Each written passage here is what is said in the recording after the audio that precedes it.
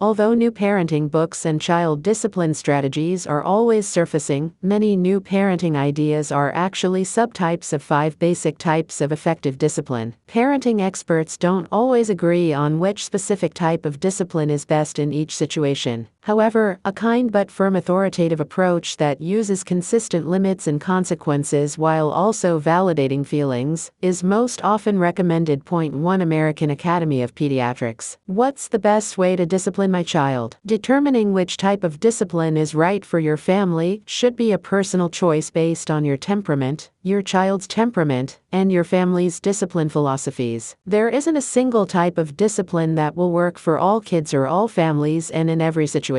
It's likely that you might take an eclectic approach, where you use a few different techniques from each type of discipline. In this video, we list the 5 different types of child discipline. 1. Positive discipline. Positive discipline is based on praise and encouragement. Instead of focusing on punishment, parents keep making discipline about teaching. Point 2 Why parents teach problem-solving skills and work with their children to develop solutions. Positive discipline uses family meetings and an authoritative approach to addressing behavior problems. Here's an example. A 6-year-old refuses to do his homework. A parent using positive discipline might sit down with the child and say, "I know your teacher wants you to get your math paper done tonight, and you don't want to do it. What can we do to get that paper done, so you'll be able to show Mrs. Smith that you got all your homework done on time?" 2. Gentle discipline. Gentle discipline focuses on preventing problems. Redirection is often used to steer kids away from bad behavior. Point 3 Why kids are given consequences, but gentle discipline isn't about instilling shame. Instead, parents often use humor and distraction. The focus of gentle discipline is about parents managing their own emotions while addressing a child's misbehavior. Take this example. A 6-year-old refuses to do his homework. A parent using gentle discipline might respond with humor by saying, "Would you rather write a 2-page paper explaining why you didn't want to do your math tonight?" Once the situation is diffused, a gentle disciplinarian would offer to look at the math paper alongside the child to discuss getting it done. 3. Boundary-based discipline. Boundary-based discipline focuses on setting limits and making the rules clear upfront. Point 4 Why kids are then given choices, and there are clear consequences for misbehavior, such as logical consequences or natural consequences. Here's how it would play out in this case. A 6-year-old refuses to do his homework. A parent using boundary-based discipline would set a limit and make the consequence clear by saying, "You won't be able to use any of your electronics tonight until your work is done." 4. Behavior modification. Behavior modification focuses on positive and negative consequences. Good behavior is reinforced with praise or rewards. Misbehavior is discouraged through the use of ignoring. 5. Why and negative consequences, like the loss of privileges. For example, a 6-year-old refuses to do his homework. A parent using behavior modification might remind the child of any prearranged rewards already in place by saying, "Remember, once you get your homework done, you get to use the computer for 30 minutes. Praise would be offered if the child chooses to comply. The parent would ignore any protests. 5. Emotion coaching. Emotion coaching is a 5-step discipline process that focuses on teaching kids about feelings. When kids understand their feelings, they can verbalize them rather than act on them. Kids are taught that their feelings are okay, and parents help teach them appropriate ways to deal with their emotions. Point 5 Why such as when a 6-year-old refuses to do his homework. Using emotion coaching, a parent helps the child identify feelings saying, "I know it makes you sad that you can't play because you have to do your homework. Math can be hard and frustrating when you don't know the answers or it takes a long time. Let's draw how you feel when you do your math homework."